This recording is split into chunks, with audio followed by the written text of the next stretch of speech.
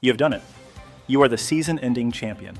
Take us inside your head right now. How does it feel? And what does this title mean to you, given the journey to get here? It feels absolutely incredible. To return to the turn to the show, best players to the name. Obviously, any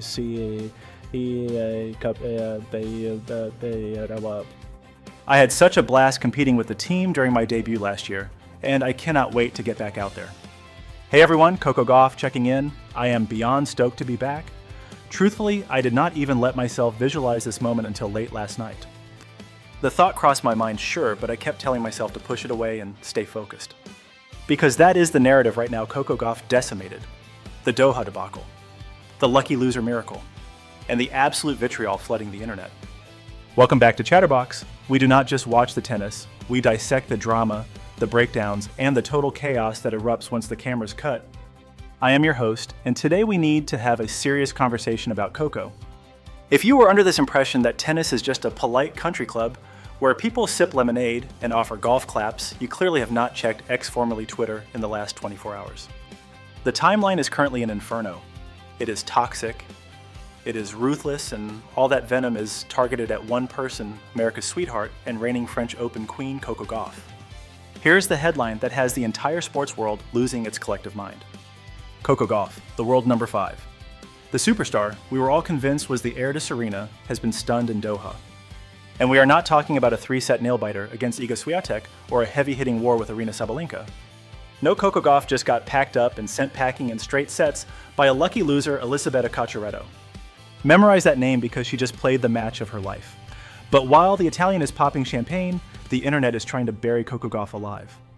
We are seeing comments branding her a total flop, blaming her sponsorships, and digging up ancient insults that frankly cross every line of decency. So what on earth actually went down in Qatar? Why does Coco's forehand look like a crime scene?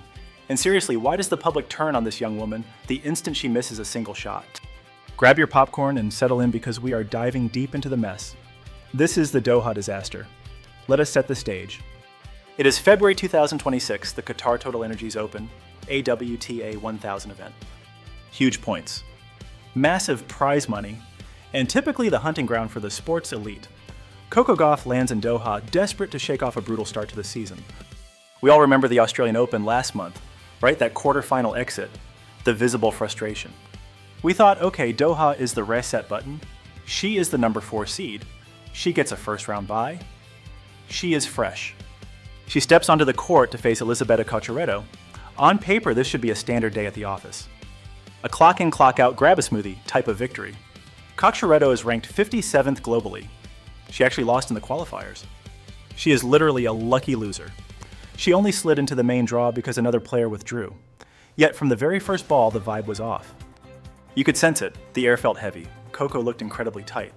The first set began with an immediate struggle. You expect Coco to dominate with that massive first serve. You expect her to intimidate the smaller Italian opponent with her sheer athleticism. But Cocciaretto was not intimidated. In fact, she looked completely inspired. Maybe it is because she has been glued to the Winter Olympics in Milano Cortina all week, watching her friend Sofia Goggia tear up the ski slopes. Cocciaretto came out, skiing downhill, aggressive, fearless, painting the lines. Coco, meanwhile, looked like she was fighting a war against her own racket. The forehand, that controversial, extreme grip forehand that tennis Twitter loves to villainize, was misfiring continuously. We are talking balls sailing, long balls dumping straight into the bottom of the net. The unforced error count started climbing. 10, 15, 20. Cocciaretto breaks, the crowd murmurs. Coco tries to hype herself up, clenching her fist, glaring at her box. "Come on," she screams. But the genuine belief was missing. You could see the doubt in her eyes. Her footwork was a half step slow. She was reacting, not dictating. Cocciaretto snags the first set 6-4. Okay, is it time to hit the panic button?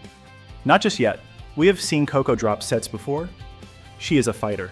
She is the queen of the 3-set comeback. We all waited for the momentum shift. We waited for Coco Gauff mode to activate. But the second set, it was a massacre.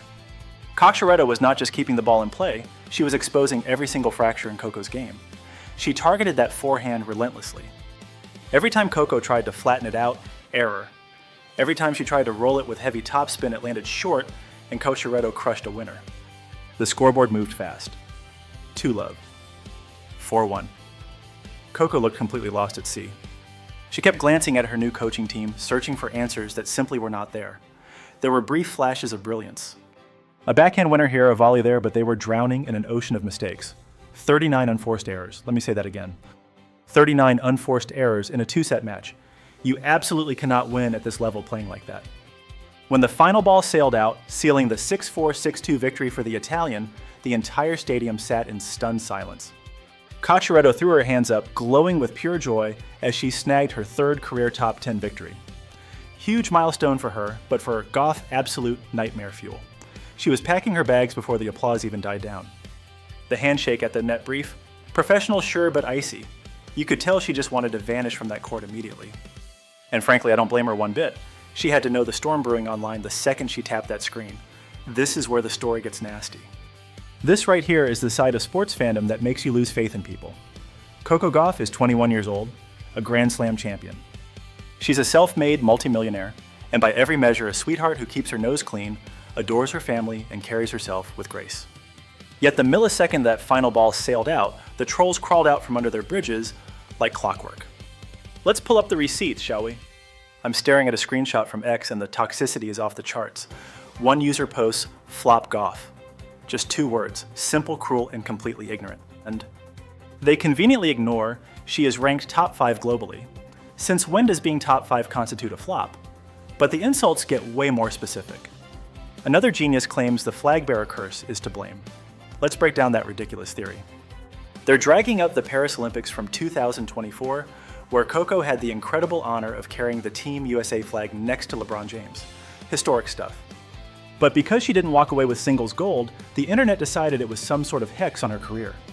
They are actually weaponizing her proudest patriotic moment just to take a cheap shot at her performance. Imagine standing there for your country, making history only to have strangers scream 2 years later that it ruined you. The logic is totally twisted. Totally. Then comes the greatest hit, too many commercials. Oh, I adore this lazy critique. It is the go-to line for every bitter couch critic.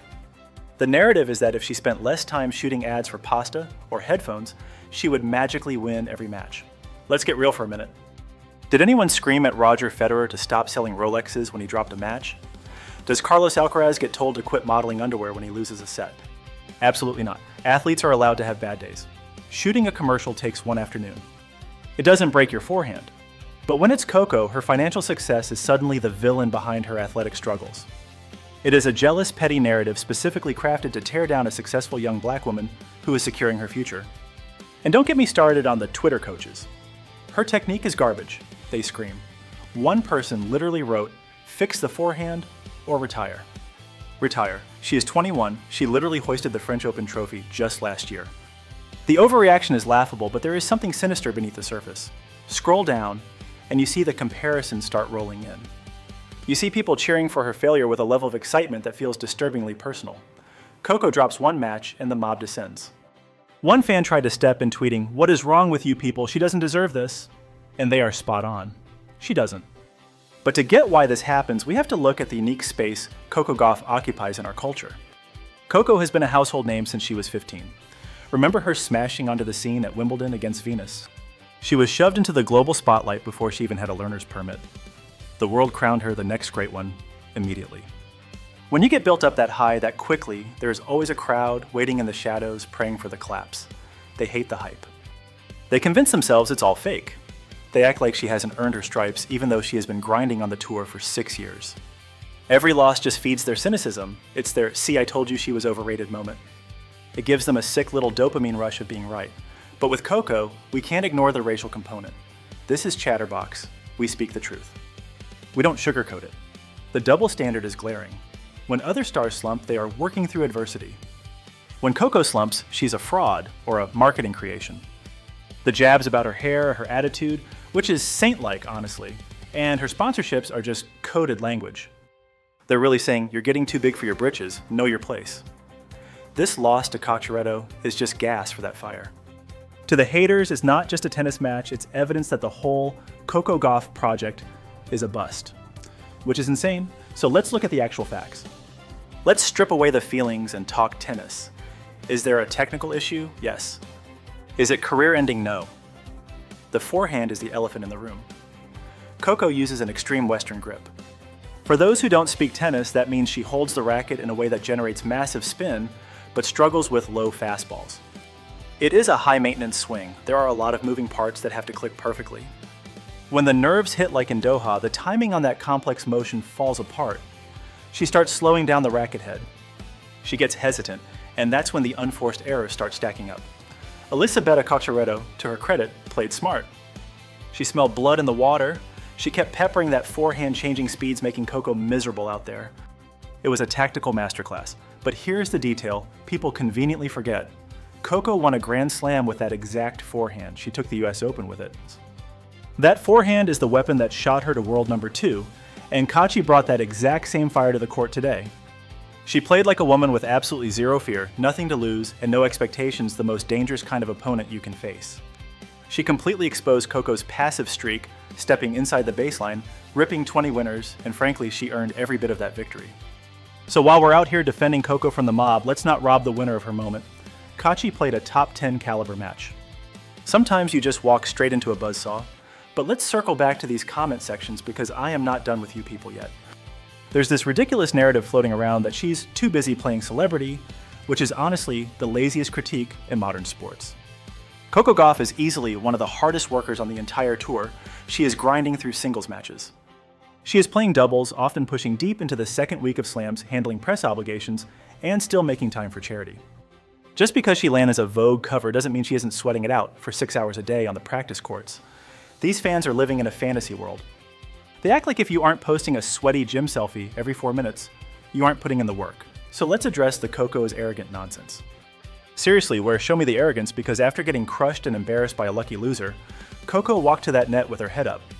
She stopped to sign autographs for kids in the tunnel, faced the firing squad of the media, and completely owned her failure. She admitted, "I didn't play my best, my timing was off, and she was simply better than me." Today, that is what real accountability looks like. That is maturity, especially compared to grown men on tour who smash rackets, scream at officials, and storm out of press conferences when things don't go their way. When they do it, they get called passionate, but when Coco struggles, she's distracted. Do you see the double standard yet? So what is the move from here? Is the season a wash? Is Coco Gauff finished? Give me a break, people. It is only February.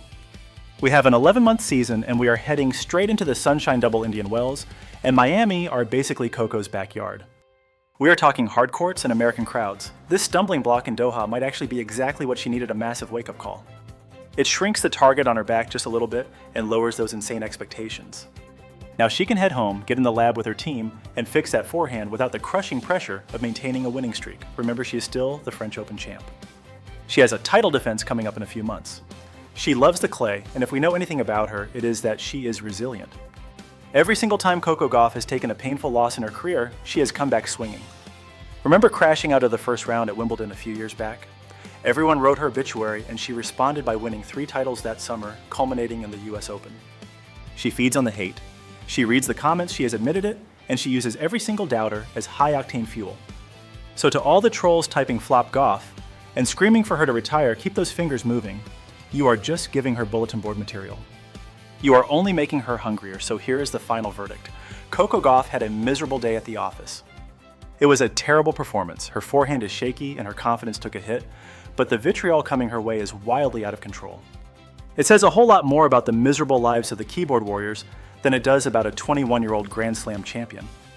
Elizabeth Kachi played the match of her life and deserves the headlines, but Coco Gauff deserves a little grace. She has earned the space to figure out her game without getting torn to shreds for every single unforced error. She is a champion. She is a class act, and she will be back. Real fans, don't jump off the boat the second the water gets a little choppy. You ride the waves with your team, and this disaster in Doha is just one short chapter in a very long story. I have a strong feeling the next chapter is going to be a major redemption arc, but I want to hear your take. Is the heat on Coco fair, or is it straight up bullying? Are you genuinely worried about that forehand, or do you think she gets it sorted out before Indian Wells? And what about the lucky loser Kachi was? That a total fluke, or is she a legitimate new threat? Let me know in the comments. I read every single one, and I know you guys aren't shy about your opinions. If you dug this deep dive, do me a solid. Smash that like button, hit subscribe, and ring that notification bell so you never miss a second of the action. We are dropping content every single day. To keep you up to speed on the wildest stories in sports, this has been Chatterbox. Don't believe everything you see on your timeline. Stay safe, stay kind, and keep watching.